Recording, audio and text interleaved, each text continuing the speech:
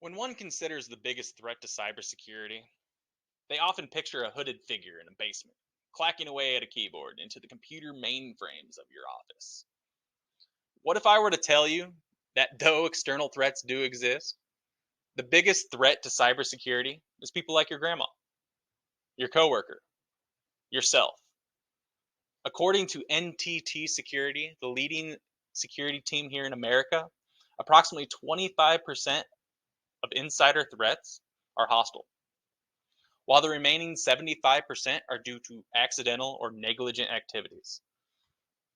Insider threats are often unintentional and perpetuated unknowingly by uninformed end users, me and you. External threats do very much exist, but they often require the aid or unintentional aid of end users to execute attacks or steal information. Internal end users and the lack of adequate security policies are the biggest threat to cybersecurity within any organization. If you were to go to your grandmother's house right now and open up the drawer right next to her computer, would there be a password book?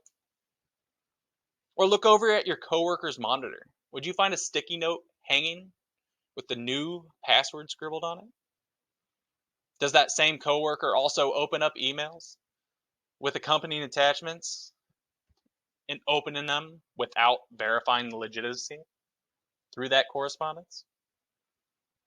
Maybe they also answer phone calls and divulge basic information or, are willing to say what's on the back of their computer. That information right there can allow those intentional threats to get into a company. These are very common behaviors perpetuated by a majority of end users, whether it be at home or at the office. The lack of adequate security training is the leading cause of unintentional security threats. End users simply do not know, or they don't think that their behaviors or actions are harmful. Or maybe they don't understand the risk that they pose to the organization they belong. It would be difficult for an outsider to not see that password. Maybe it's a contractor. They catch a glimpse of that password. They can later use that information to gain unauthorized access to a workstation. From there, they could get more vital information to gain access to privileged locations, which then could divulge company secrets, divulge assets. End users should learn the dangers of leaving their passwords visible. They should learn cybersecurity and security protocol from their companies. Organizations should have explicit password policies. They should have reporting criteria if something were to happen. One of those things that may happen in any workplace is a phishing attempt. A phishing attempt is a kind of social engineered attack perpetuated outside by a malicious actor looking to coerce information from the end user. Um, they send it source, whether it be email, or they can do a phishing attack, which we'll talk a little minute. But they can send an email that kind of looks like it's coming from their supervisor, or maybe they claim it's their boss's boss. Um, it seems familiar.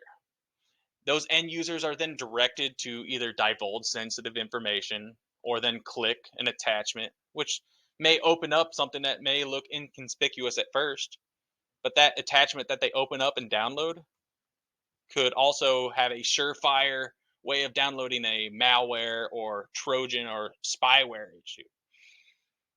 A phishing attack, very similar to what we just discussed, but someone can claim to be the IT department in the office and they're asking to go to the back of the computer and read off some numbers. Or, hey, can you just go to this program and type this? And then it gives an IP address. This can then provide that malicious attacker information for them to then enact on your behalf whatever they want. This may not seem like a big deal to some people, but cybersecurity is a big deal, and it can cost lives and a lot of money sometimes. For instance, in May 2017, you may have heard of the WannaCry worm. What this did is it infiltrated hospital networks throughout the United Kingdom at first, and it all started from someone opening up an inconspicuous email. From there, it just kind of infected just the UK network of hospitals, and then it kept on spreading until it actually made it to the United States too. Um, what this did is it pretty much held their system hostage until a certain amount of Bitcoin was paid.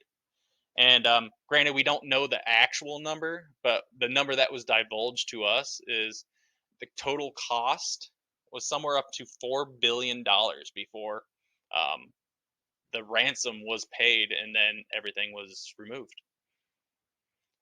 Though there may be many pieces of cybersecurity within any work organization, without the end user, the biggest piece is removed. The second biggest piece removed is when companies implement policy to assess threats and eliminate them.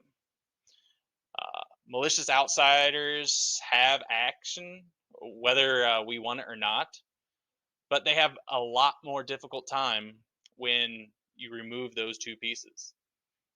Thank you.